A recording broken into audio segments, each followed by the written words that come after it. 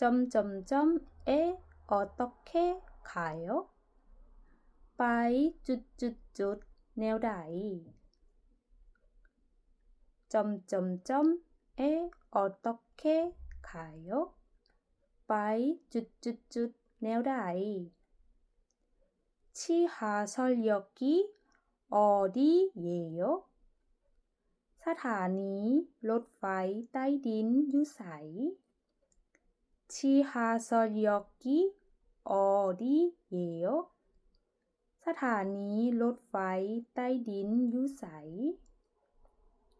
버스 정류장이 어디예요? ป้ายรถเมล์อยู่ไส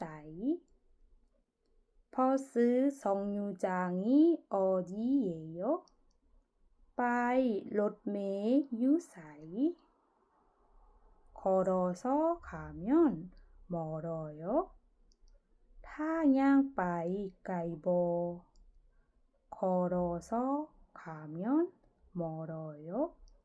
ถ้าย่างไปไกลบ่ 이 버스 점점점 가요? รถคันนี้ไปจุดๆๆบ่ 이 버스 점점점 가요? รถคันนี้ไปจุดๆๆบ่ 몇 번 버스 타야 돼요? ต้องขึ้นรถเมล์เบอร์ใด 몇 번 버스 타야 돼요? ต้องขึ้นรถเมล์เบอร์ใด 어디에서 내려야 돼요? ต้องลงอยู่บ่อนใด 어디에서 내려야 돼요?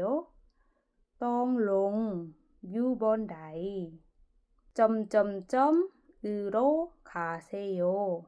กรุณาไปที่จุดๆๆแต่ 점점점으로 가세요. กรุณาไปที่จุดๆๆแต่ 교통카드 어디서 사요? ซื้อบัตรเดินทางได้อยู่ไส 교통카드 어디서 사요? ซื้อบัตรเดินทางได้อยู่ไส 충전해 주세요. เติมเงินให้แด่ 충전해 주세요. เติมเงินให้แด่ 10,000원 충전해 주세요. เติมเงิน 10,000 วอน 10,000원 충전해 주세요.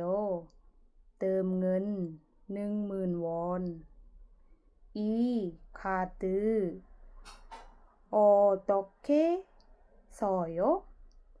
บัตรนี้ใช้แนวใด 이 카드 어떻게 써요? บัตรนี้ใช้แนวใด 몇 분 정도 걸려요? ใช้เวลาประมาณจักนาที 몇 분 정도 걸려요? ใช้เวลาประมาณจักนาที 막차 몇시예요?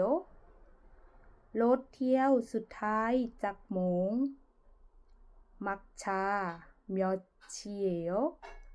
รถเที่ยวสุดท้ายจักโมง 어느 쪽 문이 열려요? ประตูเปิดฝั่งใด 어느 쪽 문이 열려요? ประตูเปิดฝั่งใด 카드가 안 돼요.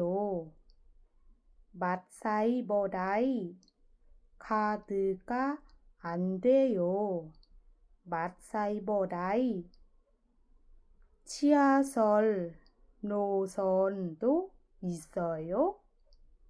มีแผนที่รถไฟใต้ดินบ่ 지하선 노선도 있어요? มีแผนที่รถไฟใต้ดินบ่ 잠시만요. 내릴게요. ขอทางแหน่ สิลงแล้ว 잠시만요. 내릴게요. ขอทางแหน่ สิลงแล้ว ฝากเป็นกำลังใจให้กันด้วยการกดไลค์กดแชร์ให้เพื่อนๆได้รับรู้นำกัน แล้วมาพบกันใหม่ในคลิปหน้า อย่าลืมคอมเมนต์ให้กำลังใจกันหลายๆเด้อ สำหรับมื้อนี้ขอตัวลาไปก่อน อันยอง